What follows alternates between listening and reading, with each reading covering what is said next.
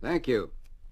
Today is the day my wife Ruth and I try to answer some of the questions you've been writing in.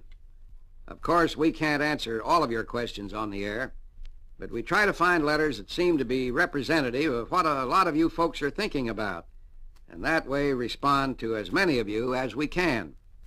Ruth, what is the first question? Here is a letter from a woman in Seattle. My 17-year-old son is a senior in high school. He is a bright boy, on the editorial staff of the school paper, plays in the orchestra and band, is captain of the football team, and he dates girls only occasionally, and then with a group. Recently I was shocked to discover in one of his desk drawers a handful of pages from a photographic magazine portraying women in the nude. Should I tell him I discovered the pictures? I haven't burned the material, but want to so much. Should I? Those pictures need not cause you concern, and don't burn them. Leave the boy's desk alone. Your son is in the normal process of growing up.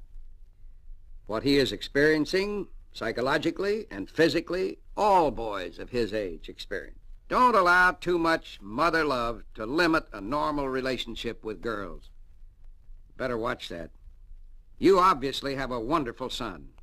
Believe in him and trust him, and above all, love him enough to let him mature his own significant personality. In just a moment, Ruth will have another letter. The next letter is from a man in Arizona. I am a single man, 78 years young, in good health and active in business. I have no living relative. I am deeply in love with a widow, 61 years old, who has 2 grown children away from home. We have been neighbors for more than 10 years. I have proposed marriage, but she is afraid we are both too old to consider it.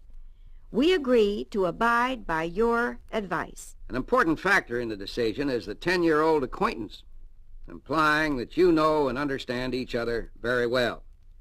That's good. There has been no haste, and apparently you have given the question mature consideration. I see no reason why your ages should be a deterrent. Of course, you may be a bit set in your ways, but I'm sure your intelligence and good humor can overcome that. Well, that's all the time we have. Ruth and I will be answering more of your questions next week. So if you have a problem you'd like to ask us about, please write me, Norman Vincent Peale, care of this station, and we'll get to your letter as soon as possible.